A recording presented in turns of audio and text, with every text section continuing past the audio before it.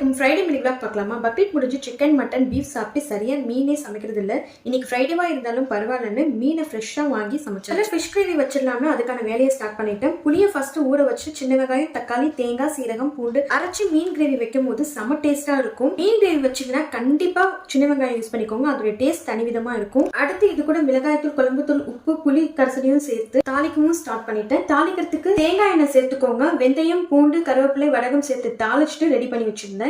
இன்னைக்கு ஃப்ரைடேவா இருக்கு, சிம்பிளா ஃபிஷ் கிரேவி வச்சதால இதை கொஞ்சம் ஸ்பெஷலா மாத்துறதுக்கு ஃபிஷ் கிரேவிக்கு ஆப்டா தேங்காய் பால் ரைஸும் பண்ணியாச்சு. தேங்காய் பால் தாளிச்சு விடாம 1 pot ரைஸ் போல ஈஸியா பண்ணியாச்சு. ரைஸ் கூட 3 கப் தேங்காய் பால் எடுத்தீங்கன்னா கூடவே 2 கப் அளவுக்கு தண்ணியும் சேர்த்துக்கோங்க. ஃபுல்லா தேங்காய் பால் சேர்த்தீங்கன்னா ரைஸ் திக்கியா கிரீமியா இருக்கும், உதிரி உதிரியா இருக்காது. இது கூட பட்டை, கிராம்பு, ஏலக்காய், பூண்டு, வெங்காயம், ஜிஞ்சர் கார்லிக் பேஸ்ட், நெய் சேர்த்துக்கோங்க. கண்டிப்பா இது கூட நல்லெண்ணெயும் சேர்த்துக்கோங்க, நல்ல வாசனையா இருக்கும். தேவையான உப்பு சேர்த்து குக் பண்ணி எடுத்துக்கோங்க.